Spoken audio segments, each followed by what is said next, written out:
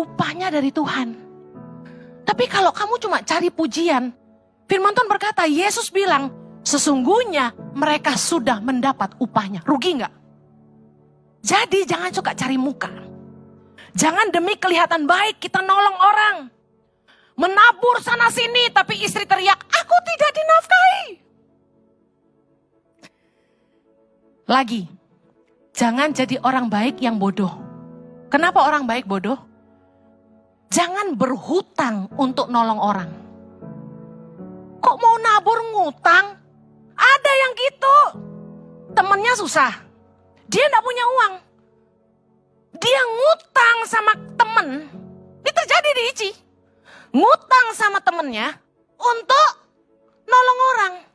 Akhirnya merusak hubungan. Karena temennya gak bayar dia gak bisa bayar temennya. Hubungan rusak, nama tercemar. Diomongin kemana-mana, emang enak. Jangan berhutang untuk nolong orang. Kalau Anda sendiri gak cukup, kenapa harus bantu orang? Selamatkan dulu keluargamu. Tuhan gak akan marah kok kalau begitu. Amsal 22, ayat 26, baca sama-sama. Jangan engkau termasuk orang yang membuat persetujuan dan yang menjadi penanggung hutang.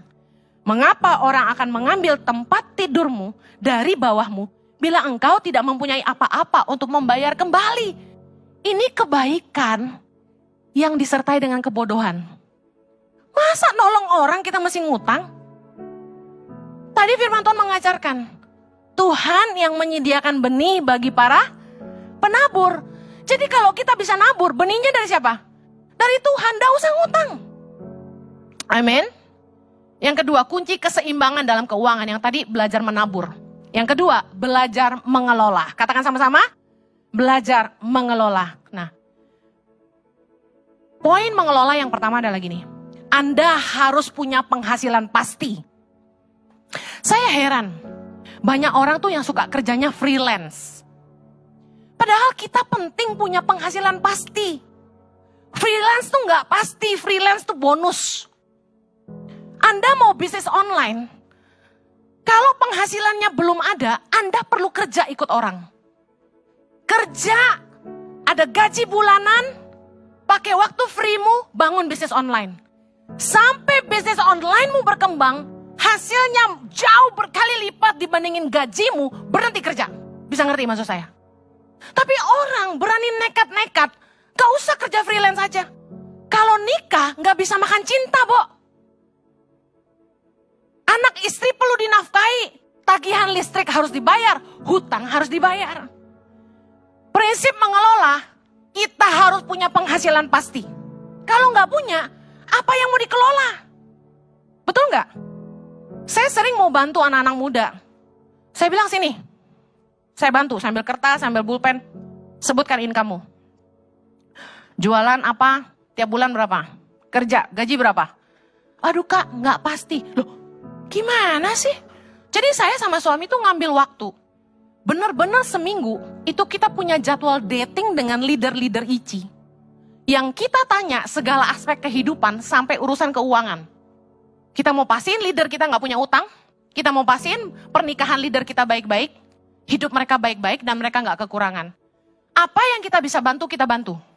Nah saya tanya, kira-kira kamu pengen beli rumah? Kamu punya penghasilan berapa? Saya mau bantu dia ngitung kemampuan dia mencicil setiap bulan.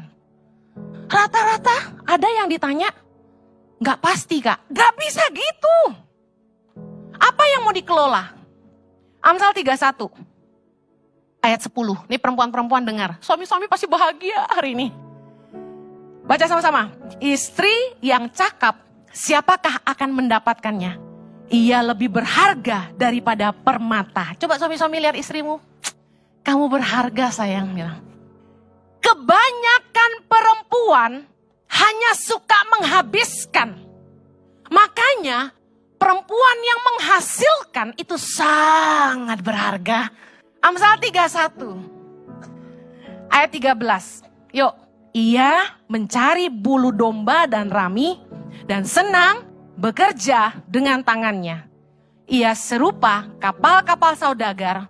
Dari jauh ia mendatangkan makanannya. Ayat 19. Tangannya ditaruhnya pada jentera. Jari-jarinya memegang pemintal. Lihat. Dia rajin bekerja dengan tangannya. Dan punya penghasilan sendiri. Saya mau pesan ini. Perempuan-perempuan, istri-istri. Jangan ngandalin suami. Ups. Selama Anda masih bisa, berkaryalah. Saya sudah ketemu istri-istri dari konglomerat beberapa. Yang ketika suaminya meninggal karena COVID. Mereka nangis. Nangis Bombay. Kenapa? Karena nggak ngerti apa-apa. Hartanya ente. Ngerti ente? Habis, liau-liau. Kemana? Orang satu-satu datang ngeklaim. Suami kamu utang sama saya. Utangnya banyak lagi. Segini. Wah gimana bayarnya Bu Heni? Nangis dia telepon saya. Hartanya habis semua. Ada lagi satu. Suaminya meninggal. Istrinya ini sebenarnya perempuan hebat, masih muda. Begitu suaminya meninggal, suaminya ini punya perusahaan IT. Nah Anda tahu dong orang IT, modalnya apa? Semua di kepalanya, programming, semua di kepala. Lah apa yang mau ditinggalin? Jadi waktu dia meninggal, istrinya gak punya apa-apa. Istrinya bingung. Akhirnya semua peralatan bisnis suaminya dijual. Ruko peninggalan suami dijual. Terus dia bingung mau hidup dari apa. Perempuan harus pintar. Harus jadi perempuan yang rajin bekerja. Pria-pria juga. Harus rajin kerja. Harus punya penghasilan. Kalau enggak, kita enggak ada yang kita bisa kelola. Mengelola yang penting lagi apa? Bukan cuma punya penghasilan. Kita harus punya tabungan. Jangan nabung di celengan. Yang gampang dipecahin atau gampang dikorek. Tahu kan yang tanah liat yang ayam-ayam itu? Zaman saya kecil sih nabungnya di situ. Begitu udah gak punya duit pengen beli bakso, korek. Taruhlah uang tabunganmu di dana investasi yang tidak bisa diambil seenakmu. Mungkin bunganya gak terlalu besar. Tapi lebih aman, katakan deposito, ada jatuh tempo. Reksadana pasar uang, ada beberapa bank itu punya aplikasi yang kita gampang ngaturnya. Tinggal pindahin dari rekening kita ke tabungan, bunganya lebih gede. Kita bisa pilih beberapa yang bagus, kita bisa konsultasi sama pihak bank. Biasanya ada bank manager yang khusus menangani tiap nasabah kan. RMB istilahnya. Nah, kita harus punya investasi. Di dalam Amsal 31, wanita yang cakap ini digambarkan sebagai wanita yang tidak khawatir tentang hari depan. Kenapa dia gak khawatir tentang hari depan? Hari depan itu kan sesuatu yang gak pasti, bener gak? Tapi dia gak khawatir. Kenapa? Amsal 31 ayat 18. Ia tahu bahwa pendapatannya menguntungkan. Ingat, income pasti. Pada malam hari, pelitanya tidak padam. Malam hari bicara apa? Waktu ada kedukaan, waktu ada bencana, waktu COVID datang, waktu ada hal-hal yang tidak terduga terjadi dalam hidupnya. Pelitanya tidak padam, dia tenang. Dia tahu dia punya tabungan. Ayat 25. Pakaiannya adalah kekuatan dan kemuliaan. Ia tertawa tentang hari depan. Ketika masa sulit dia bisa bertahan. Dan yang luar biasa gini, dia gak takut tentang apa yang di depan. Kenapa? Dia prepared. Dia ready. Pertanyaan saya gini. Hari ini Anda kerja, Anda punya usaha. Anda prepared gak? Kalau ada sesuatu yang buruk terjadi. Katakan besok. Atau lusa. Atau bulan depan, tahun depan. Amit-amit loh. Ada teman kita, suaminya kontraktor. Dikerjain orang, hari ini masuk penjara. Indonesia ini ada-ada aja bukan? Gak salah pun bisa masuk. Tiba-tiba dia kehilangan income. Oke, bisa ngandelin orang tua. Kalau yang gak bisa ngandelin orang tua gimana? Kalau hal terburuk terjadi dalam hidupmu hari ini, are you ready? Kalau Anda tidak siap, artinya Anda tidak persiapan. Dengar baik, hidup ini, every day is preparation. Kita getting ready for anything. Getting ready di promosi, amin. Sebenarnya, kenapa kita harus belajar setia dalam perkara kecil adalah ini. Ketika kamu punya habit yang baik, itu nggak dimulai dari perkara besar. Habit yang baik itu timbul dari bagaimana kamu mengatasi hal-hal kecil dalam hidupmu. Integritas itu bukan dalam hal besar. Integritas itu dimulai dari hal-hal kecil. Hidup ini kayak latihan gitu loh. Tiap hari itu exercise. Ketika kamu mulai bangun hidupmu di atas integritas, kamu masuk kamar mandi, kamu tidak buang sampah ke kloset, kamu buang sampah pada tempatnya, kamu pastikan toilet itu bersih untuk orang lain pakai, itu integritas. Kamu pastikan waktu kamu nginep di rumah orang, kamu tahu diri, kamu beresin kamarnya, gak ninggalin sampah, kamu beresin, iket-iketin. Waktu saya nginep di rumah orang, spraynya saya bantu copotin, saya lipet-lipetin, bantalnya saya tepok-tepok, saya susun lagi, tong sampahnya saya ikat, saya bantu buangkan di pembuangan tong sampah di luar. Saya pungut tuh rambut-rambut yang jatuh. Hal terkecil deh, Anda mandi, yang perempuan-perempuan. Rambutnya copot semua kan tuh kalau keramas kan? Anda pungut gak rambut-rambut di lubang air itu? Atau Anda biarkan? Belajar berintegritas, belajar peduli orang lain, dimulai dari hal kecil. Setiap kali saya keramas, saya selalu angkat rambut-rambut saya yang numpuk di atas pembuangan air. Saya angkat, saya buang ke tong sampah. Karena apa? Karena kalau enggak, lubang air itu mampet. Seringkali kan orang gini, bukan rumah gua. Saya kasih tahu. Firman Tuhan berkata, barang siapa persetia dalam perkara kecil, Tuhan akan percayakan perkara besar. Bagaimana Tuhan mau memberkati kamu dengan harta milikmu sendiri, kalau kamu gak bisa setia dengan harta orang lain? Firman Tuhan jelas. Kalau kamu pengen diberkati, Tuhan akan lihat bagaimana kamu mengelola harta orang lain. Kamu kerja ikut orang. Kamu dipercaya sama investor. Kamu pakai uang investasi itu untuk hidupmu foya-foya. Atau kamu kelola uang investor dengan baik supaya investor gak dirugikan. Semua dimulai dari hal-hal kecil.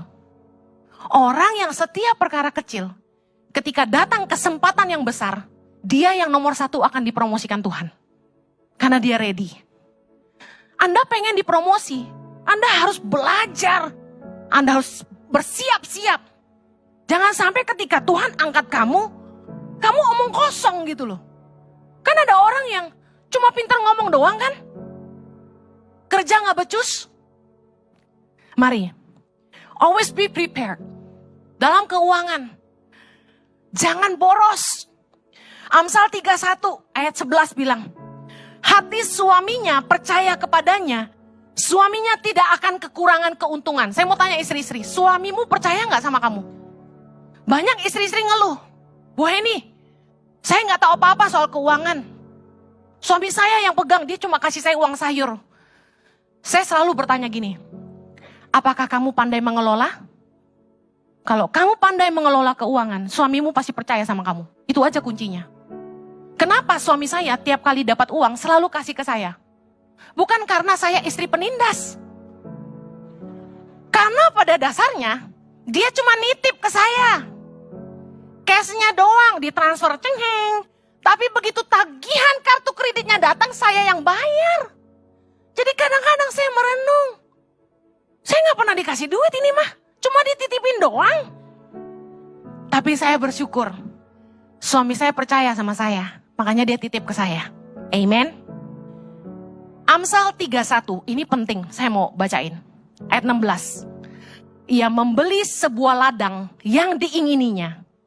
Dan dari hasil tangannya, kebun anggur ditanaminya. Ia mengikat pinggangnya dengan kekuatan. Ia menguatkan lengannya. Lihat. Perempuan ini, dia bijak menginvestasikan uangnya untuk sesuatu yang menghasilkan.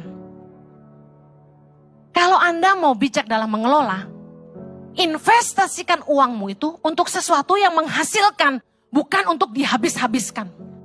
Jangan menghabiskan uang untuk hal-hal yang gak berguna. Untuk hal-hal yang hanya untuk kemewahan, untuk gengsi. Saya kasih tahu, buat apa kamu pakai tas Louis Vuitton, dompet Chanel, kalau dalamnya kosong? Buat apa kamu pakai sepatu Belly, jam Rolex, tapi rekeningmu 100.000 rupiah? Kartu kredit banyak, tapi udah full limit semua. Amsal 28 ayat 19 ini bagus. Baca sama-sama. Siapa mengerjakan tanahnya akan kenyang dengan makanan. Tetapi siapa mengejar barang yang sia-sia akan kenyang dengan kemiskinan. Udah, hidup ini jangan dipimpin sama brand dunia. Jangan kebanyakan gaya. Nanti kamu susah. Firman Tuhan mengajarkan, daripada kita gaya tapi kere, mendingan udah cuci mata aja. Pengkhotbah 6 ayat 9. Lebih baik melihat saja daripada menuruti nafsu. Ini pun kesia-siaan dan usaha menjaring angin. Keren ya firman Tuhannya, lengkap. Anda cukup berandai-andai. Gandeng istrimu, jangan dilepaskan. Ajak ke Plaza Indonesia.